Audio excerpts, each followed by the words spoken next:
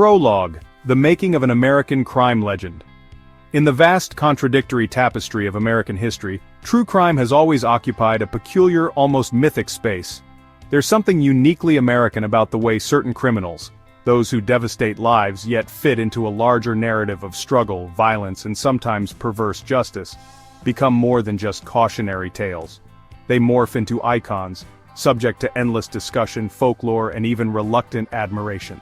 Our story dives into the heart of one such saga, a crime legend forged not merely by bloodshed, but by a volatile marriage of family trauma, societal neglect, twisted redemption, and the unyielding appetite of a nation obsessed with anti-heroes and vigilantes. Imagine the United States in all its contrasting forms: rows of white fences in the Midwest, the steel sprawl of inner cities, dusty highways bordered by fields of nothingness, and small towns too quiet for their own good. Now picture a young boy growing up in the shadows, not just of economic hardship, but of unrelenting violence inside the home. His earliest memory? Not a birthday, not a family picnic, but the sound of a bottle shattering against the wall and his mother's muffled cries. This is the soil in which the legend takes root. In an age when American suburbs swelled with post-war optimism, deeper rifts widened in rural and working-class communities, cycles of poverty, racial tension, and lawmen whose loyalty was sometimes for sale. Law and order? Often just words on the side of a patrol car, powerless against the undercurrent of personal vendettas and back-alley deals. Into this setting steps our protagonist, a child marked by fate and misfortune, his world shaped less by hope, more by the grim determinism of survival. He witnesses not just violence but the social structures that turn their gaze away, the apathetic neighbors, the overworked teachers, the lawmen searching for easy answers. Our saga asks you, the reader, to confront uncomfortable questions: what makes a monster, and what makes a hero, especially when the line between justice and vengeance blurs? How does a nation that prides itself on moral clarity so often fall captive to stories where the outlaw becomes a dark reflection of our failed systems? Before you judge, know this: America has always been haunted by outlaws who, for better or worse, symbolize both our nightmares and our fantasies. Our anti-heroes light up headlines and primetime specials, shaping a national fascination that is as much about the flaws of authority as the audacity of those who reject it. Some call it hero worship, others label it collective denial. All we know is this: somewhere in the mess of violence and law, of pain and twisted purpose, a legend was born. This is his story, a tale so American it is impossible perhaps anywhere else. The American landscape, land of opportunity and shadows. To step into the America of David Miller's origin is to stand on shifting ground, where each city block, country road and main street hides contradictions as deep as the canyons running across the Southwest. The story begins in the late 1950s, at the height of the nation's post-war boom. America is flexing its muscles as the new world superpower. Suburban homes are sprouting up faster than wildflowers, factories churn day and night, and neon lights blaze the promise of prosperity. Blonde children ride bikes along tree-lined streets, rock and roll is king, and from the outside looking in, America appears invincible. But this prosperity is uneven. In the heartland, the rural Midwest, the South, the outskirts of cities like St. Louis and Kansas City, the American dream is often more myth than reality. Here, entire communities are hemmed in by droughts, unstable crop prices, and the grinding monotony of blue-collar labor. Economic divides run deep. Old money and new immigrants, black and white, farm owners and tenant workers, all operate in a delicate and constantly shifting dance of power and resentment. The local sheriff's handshake might mean justice in some towns, or a blind eye, or worse, the price of silence in others. This America, for all its claims of unity, is in fact a patchwork quilt of hope and hurt. In the South and Midwest especially, racial tension simmers beneath the surface. Segregated schools, sundown towns where minorities are unwelcome after dark, and the heavy, unspoken code of silence when it comes to domestic violence or corruption among local officials. In small towns, news travels with the wind. Everyone knows everybody's business, but most prefer to leave certain things unsaid. Domestic violence, child neglect, and petty crime fester in the shadows of red barns and tidy church steeples. It is in such a community, a small Missouri town with less than 2,000 souls, that David Miller is born. His family lives in a modest farmhouse bordered by cornfields that stretch out to the horizon, interrupted only by the sharp geometry of a railroad or the faint glow of a distant gas station. Every neighbor knows the weight of hard times and the importance of keeping up appearances. Outsiders see nothing but Americana charm, flagpoles, parades, little league games. But within those walls, under the porch lights, reality tells another tale. Joblessness, alcoholism, and domestic violence are not exceptions here. They are woven into everyday life. Meanwhile, out in the world, the American legal system is grappling with its growing pains. The era is marked by rampant organized crime in the cities, police corruption scandals, and reformers fighting, often in vain, for accountability. Somewhere between the rhetoric of land of the free and the reality of who is protected, entire groups slip through the cracks. Watchful eyes turn elsewhere. The unlucky or unwanted are left to fend for themselves. The poverty cycle, lack of mental health support, and the culture of what happens behind closed doors stays there, leave their fingerprints on every generation. This is the world David Miller inherits, a place as golden as it is menacing, where the horizon glows with possibility by day, and swells with secrets and threats by night. It is a landscape that breeds survivors and sometimes monsters. This is the furnace in which America forges both its best and its most notorious. David Miller's turbulent childhood. From the outside, the Miller family's farmhouse looked like any other rural home scattered across the rolling fields of Missouri. White paint peeling under the endless Midwest sun, the front porch littered with battered chairs, a rusty swing hanging from an ancient oak. Yet, behind the closed doors and half-drawn curtains, young David's life took shape in ways the world would never suspect. I can almost smell the dust of childhood summers mingling with the metallic tang of fear that clung to our walls. David's entrance into the world was marked not by soft lullabies, but by violence.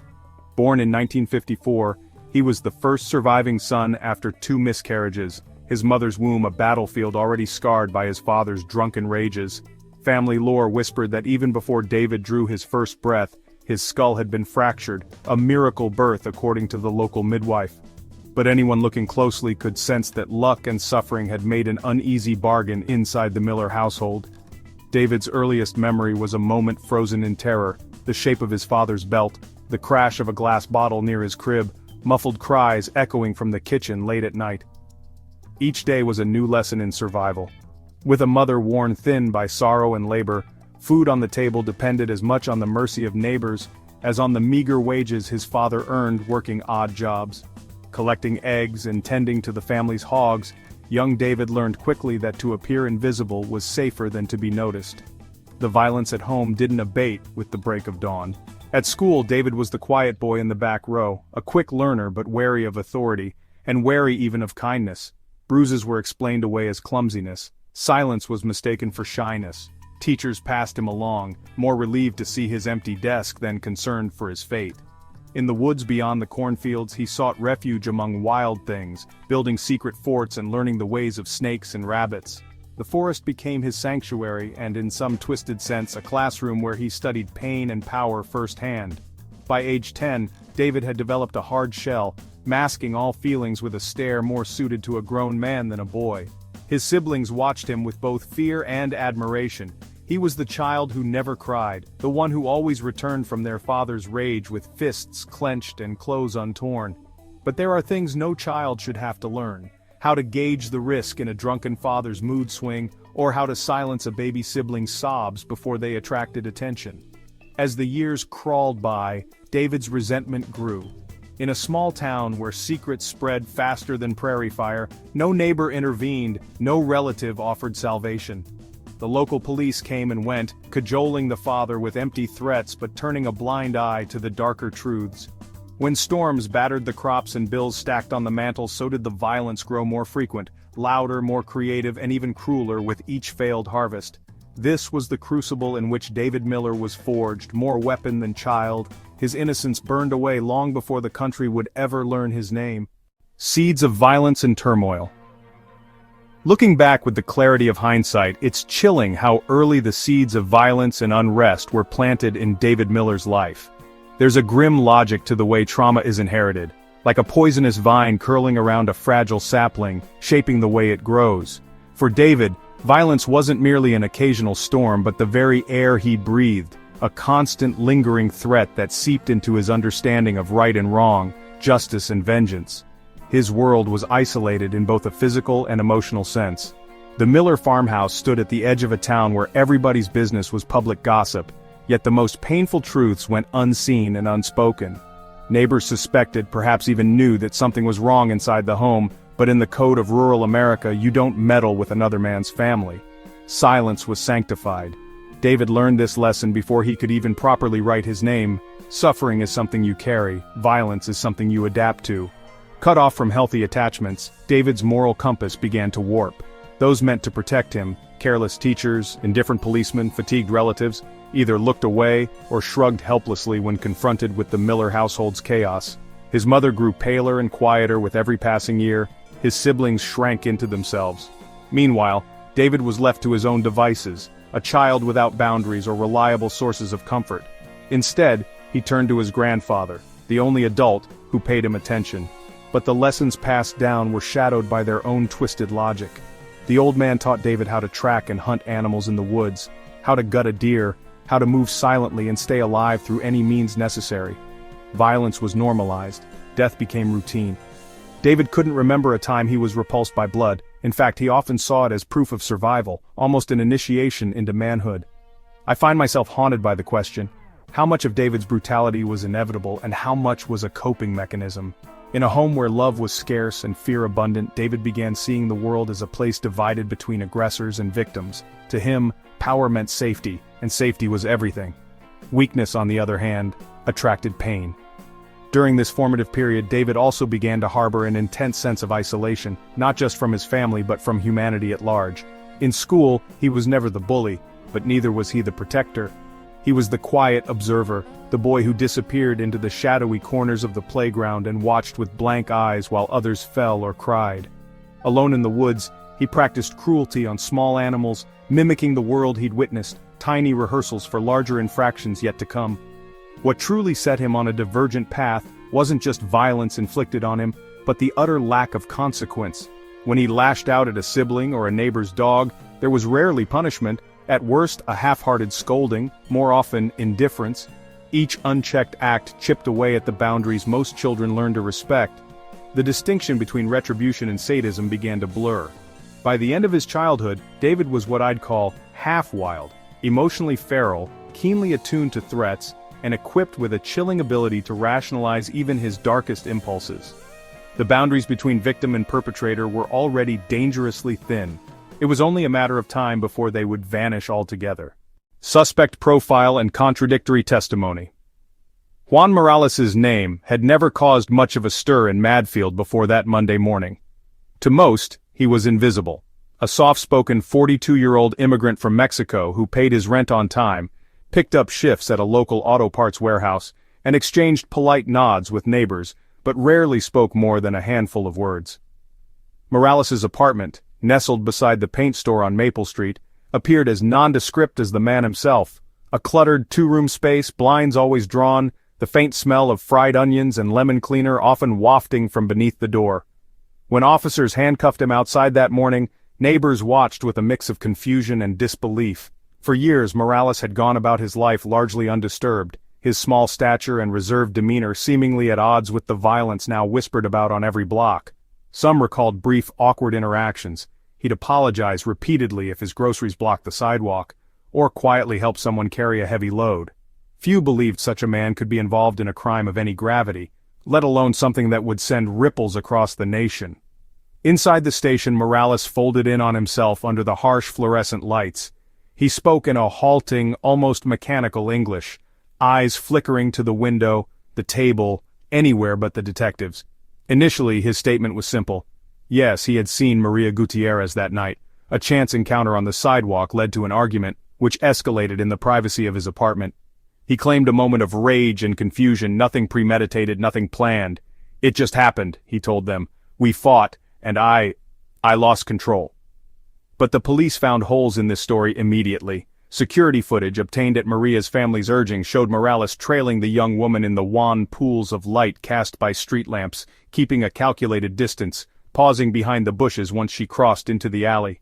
He wore a dark windbreaker, hood up, his gait shockingly unhurried. Not once did he call out to Maria. Instead, he watched, waiting. Forensic analysts, scrutinizing timestamps, pieced together a meticulous timeline that disputed Morales's tale of coincidence and sudden violence. The distance he covered, the route he took, none matched his initial description. Interrogators pushed harder. When confronted with footage from outside the paint store, Morales stammered and shifted in his seat, then quietly admitted to following Maria longer than he had said. Still, he insisted he never intended to hurt anyone. "I wanted to talk, I just wanted to talk," he repeated, low and almost pleading. For law enforcement, these contradictions were infuriating. Detectives speculated about motive. Was Morales fixated on Maria? Did a prior disagreement boil over? Was it a crime rooted in resentment, or something more sinister, a man burdened by his isolation lashing out at someone who represented everything he thought he'd never have? As his confession wore on, it became clear that Morales could not, or would not, offer a simple, consistent account of what fueled his actions that night. Each interview revealed new inconsistencies, changes in the order of events, confusion over time, deliberate omissions. Meanwhile, word of his arrest and shaky confession spread quickly. The Mexican-American community in Madfield, already rattled by the violence and scrutiny, now braced for a new wave of suspicion. For them, Morales's public unmasking was agonizing, not only for what he had admitted but for how easily his guilt would be projected onto thousands who shared only his accent and skin.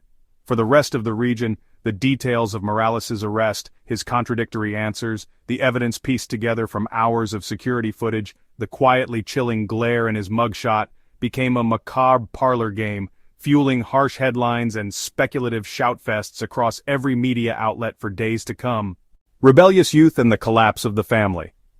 Looking back, it's almost ironic how people tend to romanticize the coming-of-age years, the age of discovery, rebellion, and heartbreak. For David Miller, adolescence was less of a transition into manhood and more of a freefall without a parachute. His teenage years were marked by chaos, both the slow-burning, ever-present dysfunction at home and the sudden violent ruptures that would forever define his relationship with trust, authority, and even hope itself.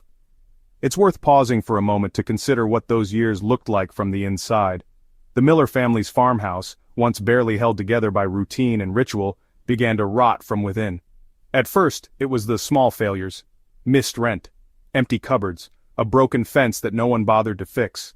For years David watched his father stagger home later and later, his mother growing thinner and more gaunt, the house itself creaking and sighing as if it bore the weight of everyone's despair. When his father was falsely accused and dismissed from his last steady job, something vital in the family, some last fragile thread of dignity and hope, finally snapped. David, barely 14, felt rage, shame, and a familiar powerlessness boiling in his chest.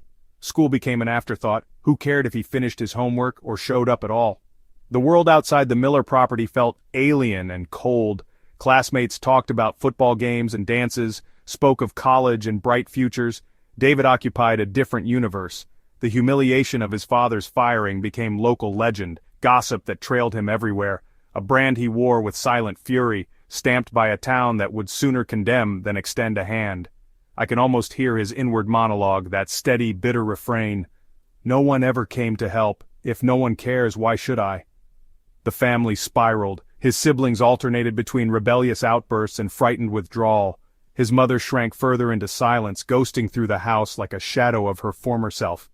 As for David, the graveyard of his childhood illusions gave way to something darker, a kind of adrenaline-fueled rebellion. He started staying out all night, running with older, aimless youths who lingered around the corners of town. Petty theft and vandalism felt less like crimes than small victories over a world that owed him nothing. He looted abandoned barns for scraps, hot-wired cars just to feel a fleeting sense of power. Each boundary crossed felt less consequential than the last, but no delinquent act could blunt the pain of what was happening at home.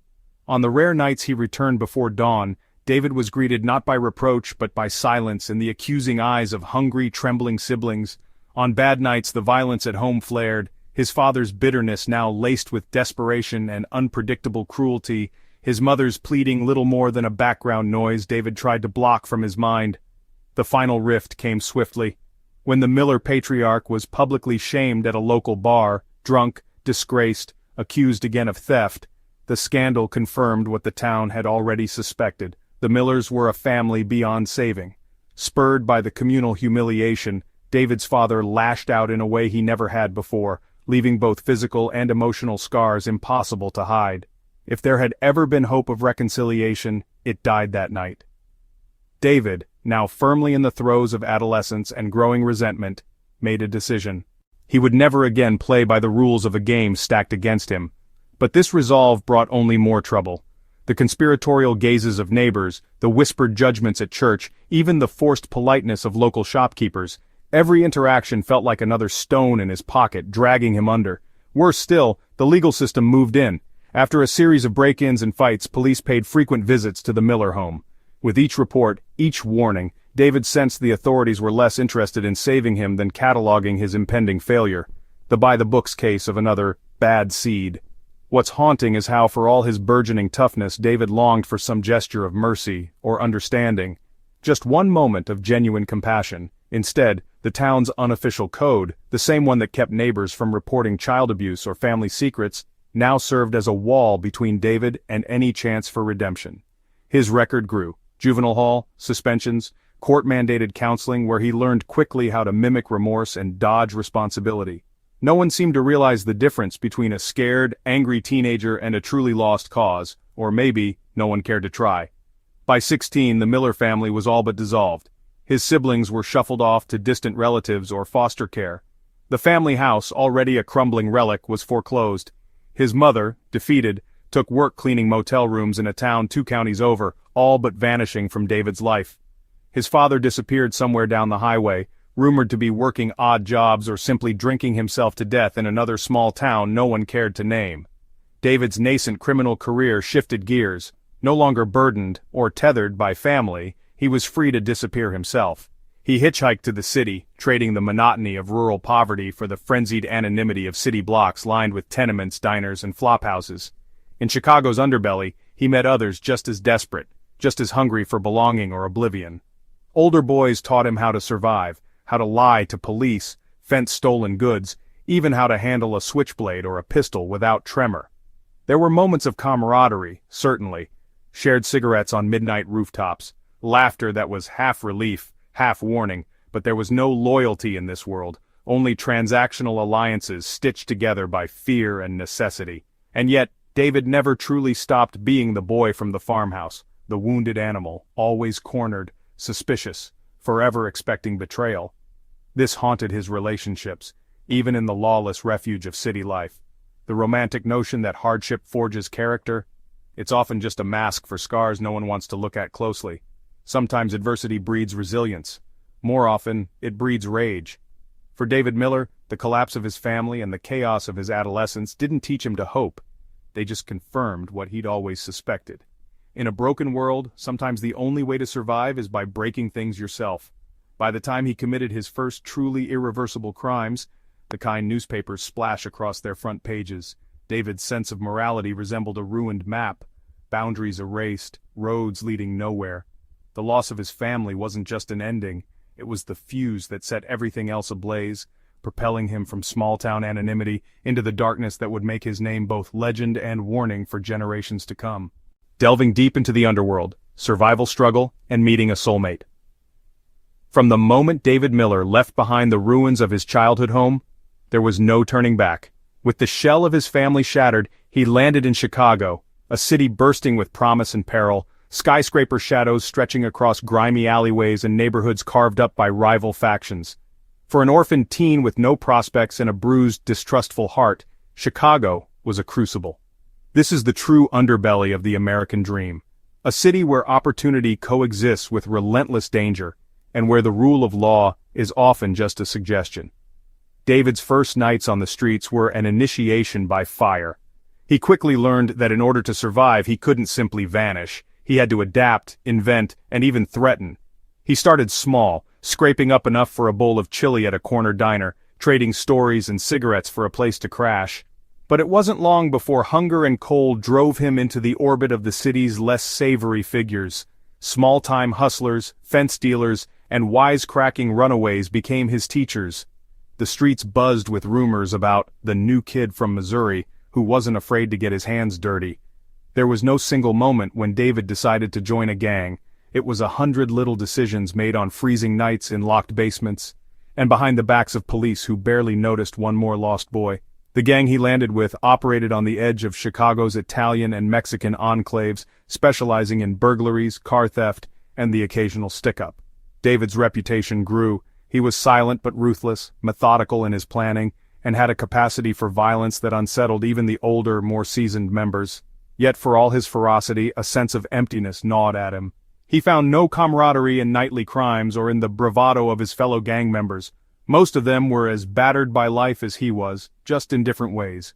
Immigrants who'd lost parents to poverty or prison, kids abandoned by a system that preferred numbers to names. Still, every so often David glimpsed what loyalty could look like. A cigarette passed without a word, a warning whispered before a botched job, a silent nod in the dark before a fight. Yet trust remained a foreign language. It was in this thrumming, unforgiving world that David met Maria Sanchez. She was older, early 20s, with sharp eyes and a mouth set in a determined line. Maria, a widow whose husband had been caught in gang crossfire, had crafted her own place in the city's ecosystem. She ran a small but buzzing diner by day, a hub for those on the fringes, and by night, she collected debts and passed messages for local bosses. But Maria's most powerful asset was her ability to see past David's facade. She caught him one evening, cold and desperate after a job gone wrong, hunched over a broken payphone outside her diner. "Either get in and sit down or get moving," she'd said, not unkindly, jerking her head toward the warmth. With nowhere else to go, David chose the former. It was the first time in months he'd felt the hush of genuine kindness.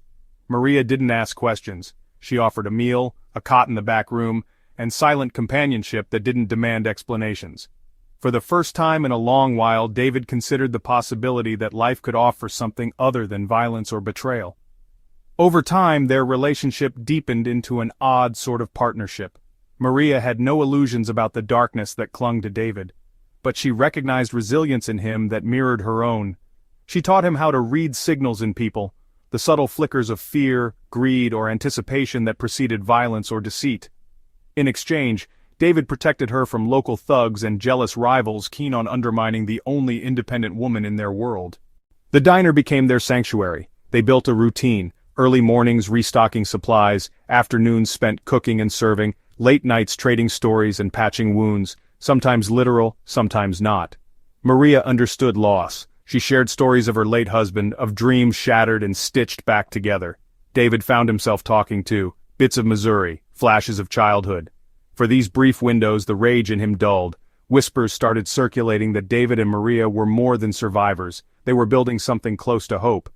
David even entertained thoughts of leaving gang life for good, of marrying Maria, of buying a slice of peace somewhere far from Chicago's shadows. For the first time, the possibility of a different future tugged at the edge of his hardened soul. But this is Chicago. In a world ruled by vendettas, such hope is always a fragile, fleeting thing. Old blood debts and shifting allegiances meant any show of vulnerability would be exploited. Maria's past caught up with them. Her late husband's former associates, fearing she and David were gathering too much local influence, or perhaps simply seeking vengeance, set their sights on David. The attacks began quietly. Threats slipped under the diner's door, slashed tires, then a drive-by ambush that left two of their allies dead, and Maria's resolve even harder. David, shaped by years of survival and already prone to seeing enemies everywhere, fell into old habits. He responded to violence with breathtaking fury, orchestrating a campaign of retaliation that turned city nights into a battlefield. The gang war that followed was swift, ruthless, and left bodies in its wake. Maria fought at his side, refusing to be protected like some damsel in distress, her eyes hard as granite whenever she faced down old rivals. Blood begat blood. With every skirmish, David buried more of his hopes for ordinary happiness. The gangs respected his cunning but feared his unpredictability. He mingled cold calculation with acts of impulsive, almost reckless brutality. Of all the lessons the streets taught him, one stood above the rest. Mercy was weakness, and love was a liability. Despite the carnage, there were snatches of tenderness in stolen hours. David and Maria planning an impossible escape, making lists of towns where no one knew their names. Yet in truth, both sensed the end coming. Maria's enemies were too many, David's past too bloody. The city that had offered sanctuary now conspired to destroy them. The feud finally turned catastrophic when Maria, protecting David from a planned hit, was fatally wounded. Her death devastated David, ripping away the last anchor that had kept him human. Consumed by loss and blaming himself for letting his guard drop, David spiraled even deeper. The world shrank to a single blinding point: revenge. David's rampage that followed was the stuff of legend. He hunted down every person involved, crossing gang lines, forging temporary alliances, and leaving chaos in his wake. To outsiders it seemed he craved only violence, but those who'd known him and Maria recognized the true motive: grieving, vengeful love. In the war's aftermath, even hardened criminals spoke David's name with a mix of awe and terror. His connection with Maria had shown him that survival wasn't everything, that even the most scarred souls could reach for something more. But with her gone, the city's darkness reclaimed him. The world of trust, warmth, and shared dreams faded, replaced by the only law he now respected: retribution. And David Miller ceased to be just another street legend. He became a myth written in blood, a warning whispered in every corner of America's urban underworld. When revenge became a way of life, there's a certain chill that sets in when vengeance stops being a fleeting impulse and becomes the very architecture of someone's life. For David Miller, the death of Maria didn't just create a wound, it cauterized his soul in such a way that revenge became a code, a discipline, almost a religion. There was a time when he'd entertained vague notions of hope, of escape, possibly even redemption, but that was before loss transformed him. In the aftermath of Maria's murder, the city seemed to heave with new meaning, a latticework of enemies and debts, every neon sign flashing in Morse code the names of people responsible, complicit, or simply close enough to the source of his pain to warrant suspicion. Chicago was no longer a city of opportunity to David. It was a hunting ground, and he moved through its arteries with the cold resolve of a predator. The simple rhythms of survival, the stealing, the fighting, the hustling, were gone. Now, every action was an act of war, every day a calculus of vengeance. He started by tracking down the men directly responsible for Maria's death. The first few killings were clinical, shot in the back alleys of Little Italy, or run off the road on the outskirts of Cicero. David's reputation did the rest. Messages were left, graffiti marked an X over doorways, and the whispers multiplied. He became both legend and ghost, the angel of death stalking the underworld. Some called him a one-man wrecking crew, others whispered about a curse, but all agreed. His crusade did not abide collateral damage. David targeted only those tangled in the chain that killed Maria. Anyone outside that chain, innocent waitresses, petty crooks with no gang ties, he let pass unharmed. It was his own twisted code, the only boundary left between order and utter chaos inside him. But the world doesn't reward clean lines. The violence bred retaliation, and his enemies multiplied. Soon every gang with a loose connection to Maria's killers placed a bounty on David's head. His life collapsed into a string of sleepless nights, seedy motels, and back-alley deals just to keep breathing. Yet David was methodical. He leveraged street informants, buying information with favors or with threats. He learned to spot a tail 2 blocks away, to sleep with a pistol under his tattered pillow, to walk with his back to the wall even when just buying a sandwich. He felt alive in these moments, paradoxically sharp, almost superhuman, he told himself, sometimes even believing that as long as he was feared, Maria's memory stayed alive. Living on vengeance changed his relationship with violence, where once he'd been reactive, striking out in rage or in panic. Now he was precise, almost ruthlessly rational. Rage ceased to be volcanic. It became icy. He planned attacks like a chess grandmaster, studying patterns, setting traps, and never striking where someone expected. Sometimes he spared targets who showed true remorse or civilians who simply got in the way. Other times mercy was swallowed by the logic of the streets: show weakness and you're dead. Still, the toll was heavy. Each day, David lost a little more of what made him human: sleep, empathy, the ability to feel anything but anger or pain. He began keeping a notebook, jotting names and times, charting revenge as if it could eventually have an endpoint. But revenge never ends. Every victory spawned a new cycle of enemies. Every kill opened a new wound. Newspaper headlines tried to make sense of him. Was he a vigilante, a psycho? The city's criminal justice system, swamped and corrupt, painted him as a monster, while a growing number of locals saw him as an avenger, someone who took out the trash the police didn't dare touch. The myth grew. For every rival slain, new stories bloomed among the city's youth. Some said he had bulletproof skin, others claimed he'd turned rat for the feds. Women passed on tales of his lost love, Maria, as if she were a saint martyred at the altar of a crooked city. It got to the point where even those who hated David admitted grudging respect, even fear. I can only imagine the loneliness that must have gnawed at him in those times. Revenge brings people to your side, but they're allies, not friends. There's no trust, no future, only cunning alliances based on mutual need. David learned to expect betrayal as a basic fact of life. Anyone who got close was a liability. The last vestiges of warmth in his heart were reserved for Maria's memory, and even that memory was calcifying into bitterness. Sometimes, reportedly, David would talk to Maria late at night in the echoing silence of a rented room, recounting the day's small victories or new wounds. He drank too much, smoked until his cough rattled like broken glass, yet he always woke up with one mission: outlast, outfight, outkill. But as his infamy grew, so did the paranoia. He switched safe houses, never trusted the same supplier twice, and started seeing shadows even when alone. There were attempts on his life, ambushes that left bullet holes in drywall and bodies in dumpsters. The police, when they caught wind, could do little more than clean up after the fact. Some suspected dirty cops profited from the chaos. Others wondered if the city secretly liked having David around to thin out the criminal ranks. And yet, through it all, the line between justice and revenge blurred into nothingness. David no longer even tried to distinguish between righting a wrong and delivering retribution for its own sake. The act of vengeance became his only reality, the thing that gave order to his pain and structure to his existence. He wasn't foolish, he knew it couldn't last.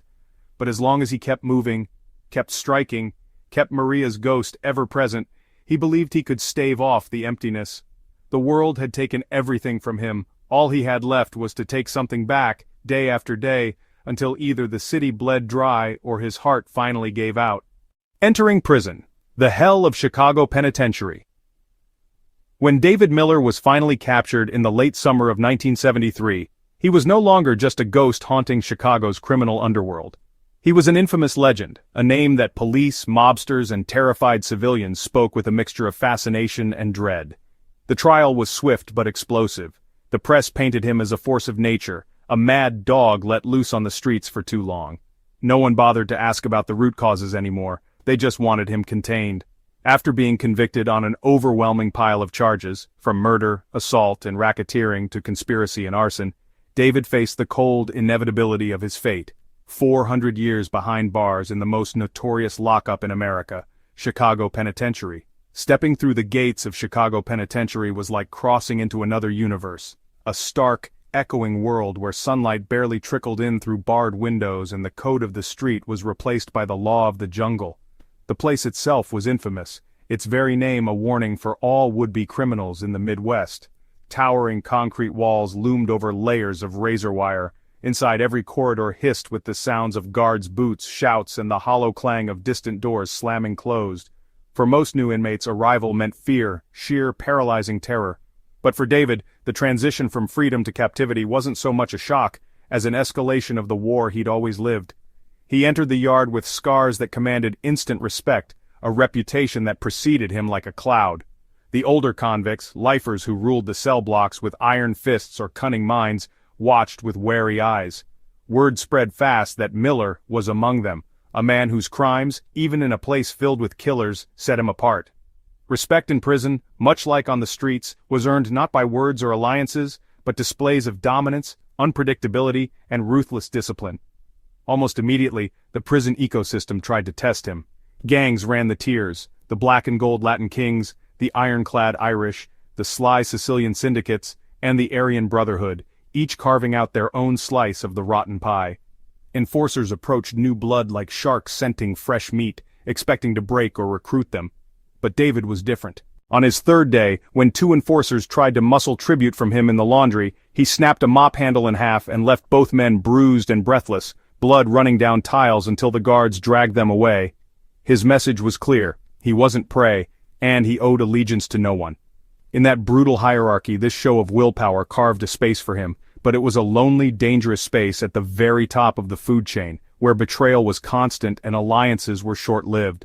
The guards, often as corrupt and violent as those they caged, kept a special eye on David, sometimes out of necessity, sometimes out of respect for the legend.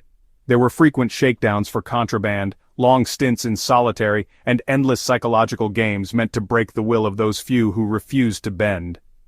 Life inside Chicago Penitentiary had its own sinister rhythm.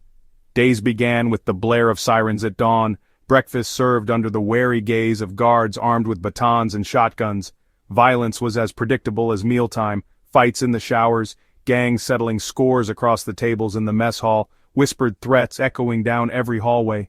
Within these walls men reverted to their most animal instincts. Some retreated into themselves, creating meticulous routines just to survive. Others latched onto gangs, trading what little freedom they had for protection in numbers, but David belonged to neither world. He became known for keeping his own counsel, spending hours in wordless solitude, eyes tracking every movement in the yard, yet for all his cold calm, the past still stalked him. Dreams of Maria, of home, of blood and fire, haunted his rare moments of rest. He developed a hair-trigger awareness. Even in his sleep he seemed ready to spring up and defend himself. David thrived on routine, adapting old survival strategies to new dangers, working out obsessively with makeshift weights, joining the library detail to keep his mind sharp, and never ever lowering his guard. His notoriety inside prison only deepened with time. Violence followed him like a shadow. When a former rival from the outside tried to orchestrate a hit with a sharpened toothbrush, David responded with devastating efficiency. The would-be attacker ended up in the infirmary, and the whispered respect for David grew. It became widely accepted, both among inmates and the grizzled staff, that if you crossed David Miller, mercy was not in the cards. Some prisoners tried to curry favor, offering contraband or trying to start whispered conversations about his crimes. Most kept their distance, murmuring stories about his past across the chessboard or in church pews as if invoking a myth. But life in Chicago Penitentiary wasn't only about violence, it was about constant psychological warfare. David learned quickly that mental strength was as important as muscle or ruthlessness. He developed a kind of sixth sense for betrayal, spotting when someone tried to set him up with guards, plant contraband, or use him as a pawn in larger conflicts between gangs. In that crucible, David's mind became sharper but also harder. He trusted no one, not even the rare souls who risked reaching out to him. Still, there were odd moments of connection. An old Black Panther who taught him chess and philosophy, a former mob accountant who showed him how to read between the lines of official reports, tiny glimmers of humanity in a sea of brutality.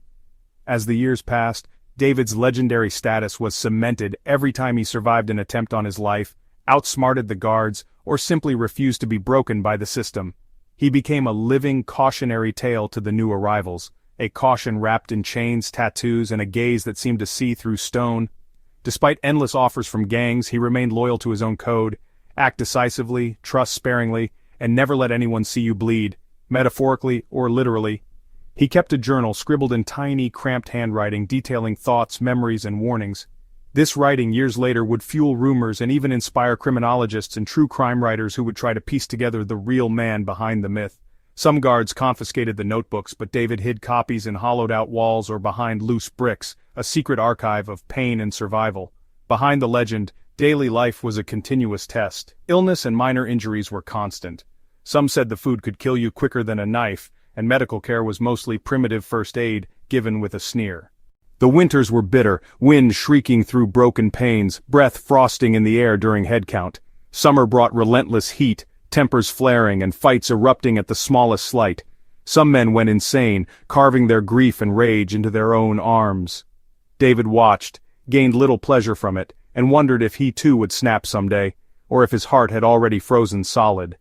The outside world slowly forgot the specifics of his crimes, but rumors of his exploits persisted inside. Some guards came and went, retirees telling their families about that animal Miller.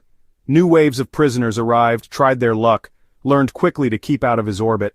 Every so often David would appear before a parole board, a mere formality, since he was meant to rot there forever. Each time he delivered the same cold statement: "If you let me out, I promise you I'll survive. I can't say if anyone else will." They always sent him back to his cell, shaking their heads. Yet in that relentless pressure cooker, the embers of the old David did not die completely. He became, against all odds, a source of grim inspiration for a few young men who'd stumbled into prison by mistake or misfortune. He never taught them how to kill, or even how to fight. But he did whisper lessons about reading people, about holding on to the last scraps of dignity in a place designed to strip everything away. Sometimes those boys listened, sometimes they didn't. Chicago Penitentiary was hell, but it was also strangely purifying, a place where all masks were stripped away and the core of a person, good or bad, was revealed. David Miller's core, honed by violence, haunted by loss, and sustained by a stubborn refusal to break, became the cautionary foundation of the prison's legend. He survived year after year, watched cellmates vanish, paroled, transferred, or buried. David remained. By the time 2 decades passed, the guards weren't even surprised to find Miller still standing in the mess line, eyes distant, never once looking back at the world that sent him there. Living legend. Bloody justice behind bars. It's a strange alchemy, how a man imprisoned for unspeakable acts can rise to the status of myth, even as he remains caged like an animal. In the claustrophobic hell of Chicago Penitentiary, David Miller didn't just survive, he became a living legend, his name as much a warning as it was a whispered rallying cry. There are monsters in every prison, but David became something different, a shadow court delivering his own brand of merciless justice, both feared and, in dark moments, revered. Even the walls couldn't contain the Miller myth, stories spread like wildfire, fueling rumors from cell block to cell block. Everyone had heard the headlines, Butcher of Chicago, the Broken Saint, Grim Arbiter, but inside Chicago Penitentiary, where daily existence is a tightrope above chaos, it wasn't just the quantity of David's violence that commanded awe, it was the apparent intention behind it.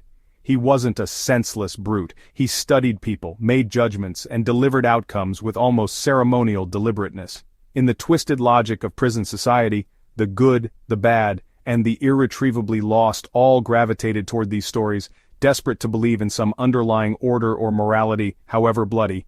It began as survival. David's early years in the system saw him isolated but vigilant.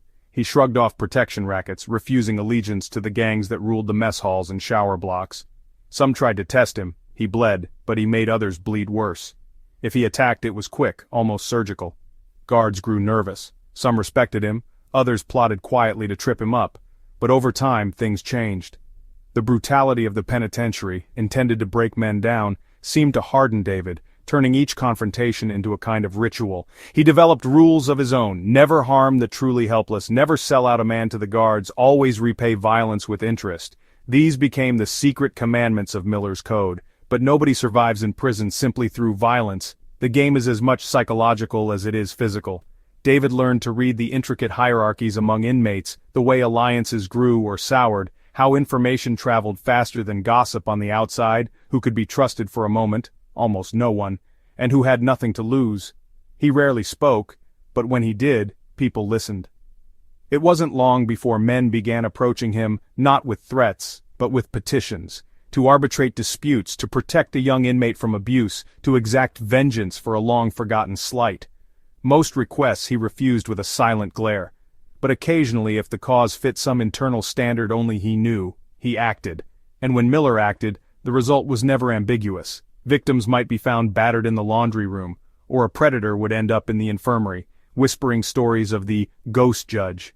In a place where the actual courts had failed so many times, this distorted version of justice gained its own momentum. David's legend was reinforced by a kind of selective morality. He harbored no love for rapists, sadists, or those who preyed on the old and weak. Sometimes the guards would look the other way after one of his cases, aware that the man on the floor was a true villain. In other instances, David unleashed hell on someone merely for crossing a line that only he could see, silencing a snitch with a homemade blade, breaking a corrupt trustee's hand so no more drugs would be funneled to minors. He left warning signs, tokens, or notes that doubled as grim reminders. This wasn't random carnage, it was retribution. What fueled the lore wasn't just violence but the chilling composure David displayed before, during, and after an attack. Lawyer visits, disciplinary hearings, even brief stints in solitary. His expression rarely shifted, a poker-faced mask forged by decades of trauma. The prison staff speculated endlessly about his motives. Some thought he was driven by guilt, others suspected boredom, or simple addiction to power. Psychologists invited in by the administration left with more questions than answers. One doctor, after meeting with him, muttered that David belonged more to the Old Testament than to any modern textbook. But myths draw their power from the ambiguity around them. Inmates clung to David's story as both ideal and cautionary tale. Some hoped he'd protect them or mentor them through survival's labyrinth. Others learned too late that Miller favored neither the weak nor the ambitious, and those who tried to manipulate his reputation or use his shadow for their own protection often paid a brutal price. Even random acts like an inmate murdered for mocking a suicidal man only deepened the riddle. Was Miller's justice a warped form of empathy, or was he just another cold-blooded killer rationalizing cruelty under the veneer of order? Over the years, prison journalists and outsiders latched onto his story. Articles circulated, sometimes smuggled in or out, building the Miller myth until it reverberated beyond the penitentiary walls. Some painted him as an anti-hero, the necessary evil that keeps worse men in line. Others shuddered, seeing only a monster thriving in a broken system. Both perspectives only further solidified his significance. The violence itself, always strategic, always purposeful, made the guards uneasy and the administration wary of suppressing him too harshly. After all, for all the trouble David caused, there was always a little less chaos, a little more fear of consequences when he walked the tier. And so David Miller lived as a fulcrum between order and blood, a living reminder of how the worst places can forge their own brand of justice. Among the inmates he became legend, among the guards he was both a liability and a tool, and for the endless American audience hooked on redemption and transgression, he was a symbol, part ogre, part fallen angel. The paradox of the living legend was never resolved, and wouldn't be, even after his final curtain fell. Inside Chicago Penitentiary, however, one truth remained unchallenged. As long as Miller lived and breathed behind those walls, real justice, bloody, uncompromising, and deeply human, wasn't just a myth. It was a knife's edge, only a heartbeat away. After the railway and social media phenomenon, in the decades that followed, the legend of David Miller only grew, refusing to die behind locked doors and razor wire. His name, once spoken of in whispers among inmates and guards, began drifting into the wider consciousness of American society. The world outside the penitentiary had changed explosively during Miller's long stint. Technology had shrunk distances, news spread with blinding speed, and true crime had graduated from tabloid fodder to a national obsession. Eventually, even the most fortified walls could not contain the Miller myth.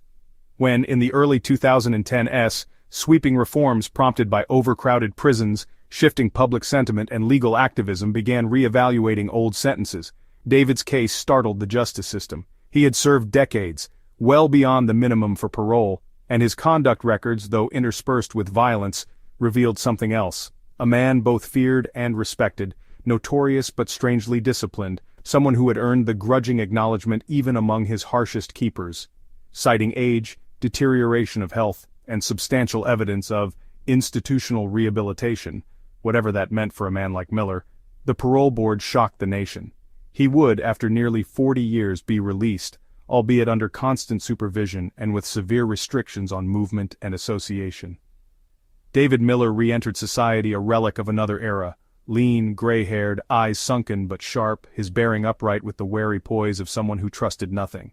Reporters flooded the prison gates that morning, a media circus spinning cable news into a frenzy.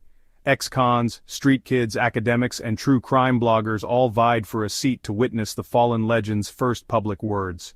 The story was too cinematic to resist. Killer, judge, survivor, orphan, anti-hero, all wrapped in the weary body of a man who, even after 4 decades, still carried the aura of barely suppressed violence. During his first interview, awkwardly arranged in the stark office of his halfway house, David's presence crackled with tension.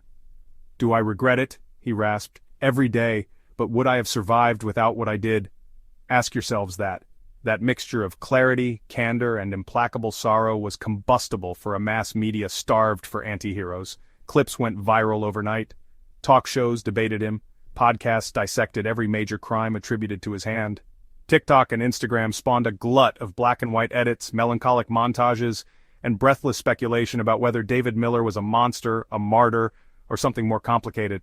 For every voice demanding David be thrown back in a cell or cast out altogether, 2 more emerged, fixated on the myth of redemption.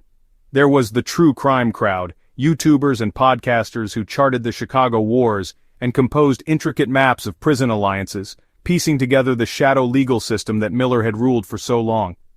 College students quoted Miller alongside Dostoevsky in dissertations.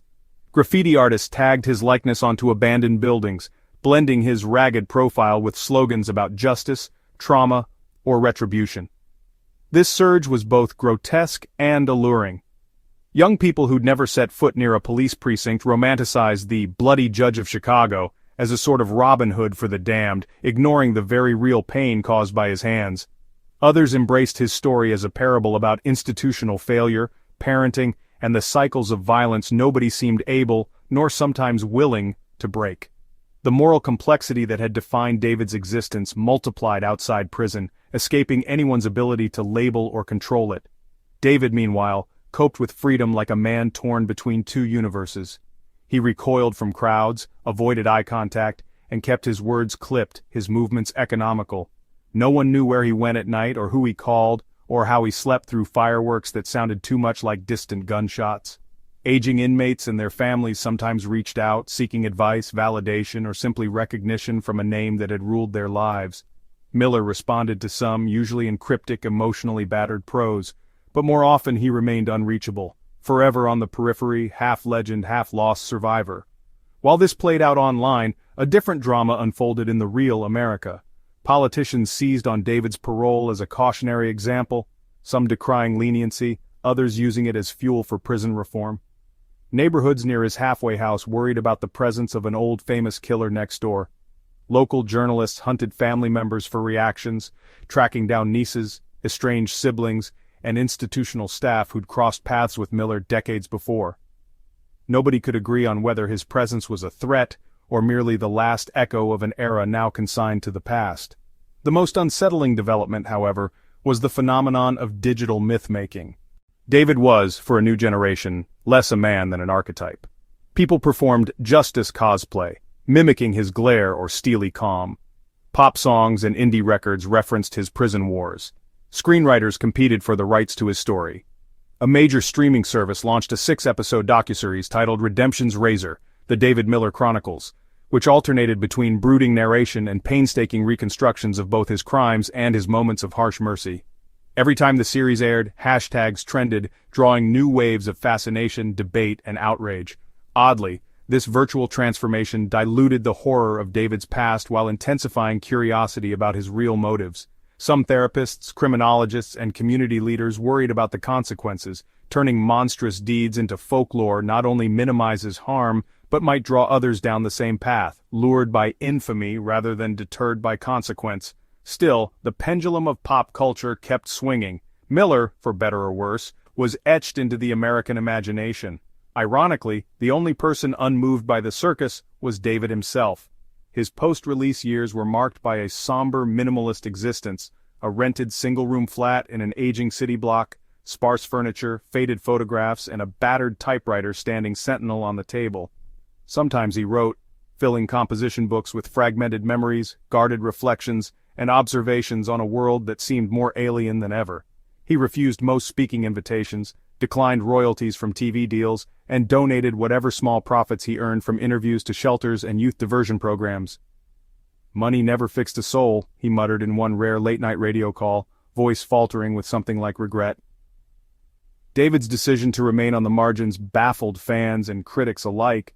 He was visible but unreachable, a public figure who dodged the very spotlight that had hunted him for so long.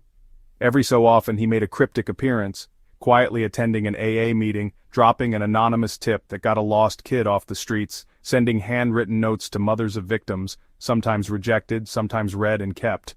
His internet presence was virtually non-existent.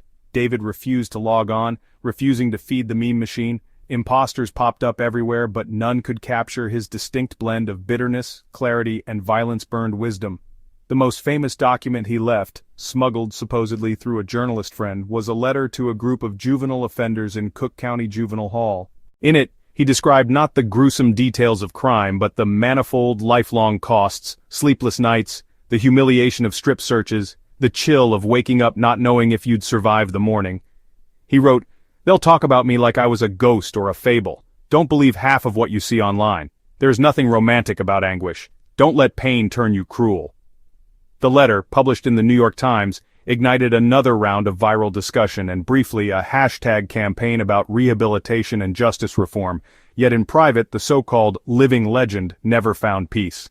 David's days were haunted by routine and memory, each night a test of endurance against demons no viral account could truly capture. The rare people who shared space with him, parole officers, a volunteer at a food bank, a bartender who recognized an old wariness in his eyes, remarked on his restraint, his rigid rituals, and his silences that said more than words ever could. For all the celebrity and infamy projected onto his figure, he remained a man divided, repentant and resigned, seeking no forgiveness but refusing to relinquish the hard-won lessons of survival. Contemporary commentators wrangled endlessly about the moral of David Miller's story. Did his viral afterlife serve as a warning or as dangerous glorification? Could someone whose hands had held so much pain be redeemed in the public eye, or was the digital fascination with him symptomatic of deeper social pathologies? In the swirl of React videos, college theses, and cable news panels, truth was always slippery, shifting from cautionary morality tale to chaotic Rorschach test for American anxieties about crime, justice, and the cost of neglect. David, for his part, never claimed either mantle. He told what truth he could when pressed, but always ended with the same bitter refrain: "The world never ran out of monsters. I just stopped being the biggest one in the room." In another life he might have been a preacher or a poet, but fate, violence, and a society unprepared to intervene early had written him into a myth he could never rewrite. In the end, surrounded on all sides, by digital immortality, by the battered souls who saw themselves in him, by those who recoiled from his shadow, David Miller lived out his final years as simultaneously America's warning and its most perplexing echo.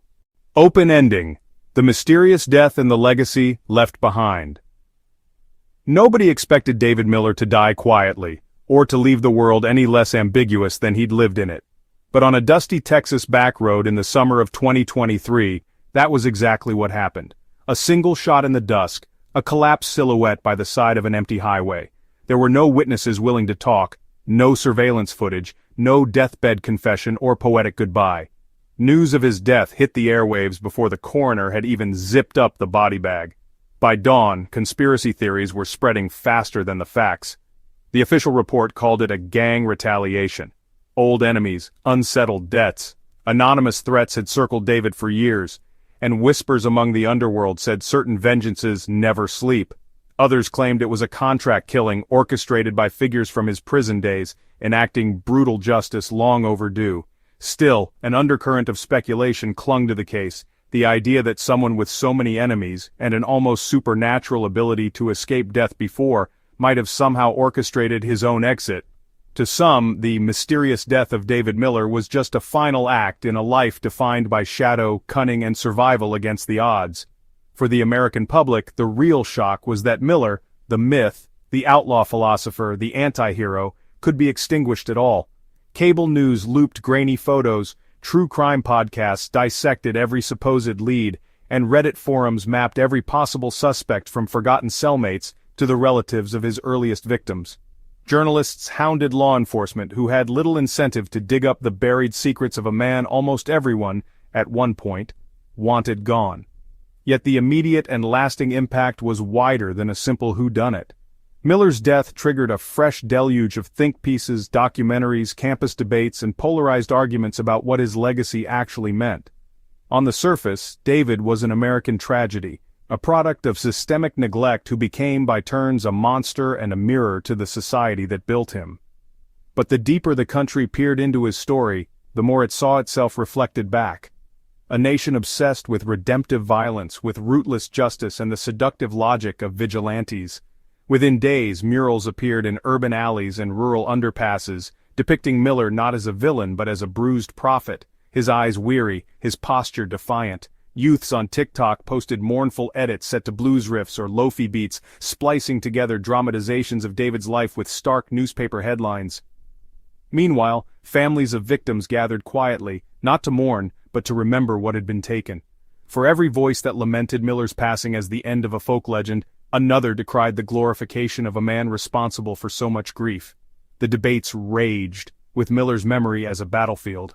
Professors brought up his journey in ethics lectures. Criminal justice reformers pointed to him as a lesson in institutional failure.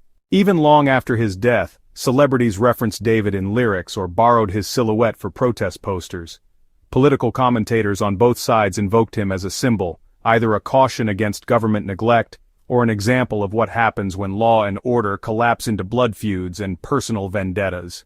Yet the subtlest and perhaps most haunting legacy remained in the shadows David left behind. Aging ex-cons still swapped stories about the bloody judge who delivered his own harsh justice, reminding new generations that the system's cruelty is often matched by the ruthlessness it breeds. Social workers and trauma counselors who once received cryptic letters from Miller in the mail found themselves fielding questions from troubled kids fascinated by his legend. His name became code on the streets, sometimes a warning, sometimes a battered badge of survival. Meanwhile, the investigation into his death fizzled as quickly as it had started. Detectives noted the lack of evidence, the stone-faced refusal of witnesses to talk. The final police report was underwhelming, a patchwork of checked boxes and boilerplate conclusions. Victim deceased, weapon unrecovered, motive undetermined, case status cold. That coldness, the literal and the bureaucratic, fit with the long arc of Miller's life. There would be no real closure, and perhaps that was the truest final statement he could have made. Privately, some who had known him in prison sent flowers to the funeral home, their names unsigned. His surviving family, battered by decades of infamy and tragedy, chose to keep the service private. There was no long obituary, just a short notice in the local paper and a scattering of anonymous tributes tucked into the fence outside the funeral parlor. Scribbled messages, hand-rolled cigarettes, a battered chess piece, a prayer card creased by trembling fingers. In the end, Miller's most enduring legacy lingered in what couldn't be resolved, by judges, by wardens, or by the court of public opinion. His life resisted easy lessons, his memory refused the consolation of defeat or triumph. The open questions around his death became part of the legend, tempting each new generation to search for answers in the embers he left behind. Was Miller a monster, or a martyr? Was his vengeance ever justified, his pain ever fully seen? Or was he simply the inevitable product of a world that too often confuses brutality with strength? Years after his death, the tale of David Miller still flickered in the American consciousness, a cautionary echo, a half-whispered warning that justice, without mercy or intervention, can curdle into something almost indistinguishable from evil. In the end, it was not answers that Miller left for the country to wrestle with, but the challenge of recognizing and breaking the cycles that had produced him. His story closed as it had started, in shadows, in contradictions, and in the uneasy acknowledgement that the monsters we fear sometimes begin as the children we fail to protect.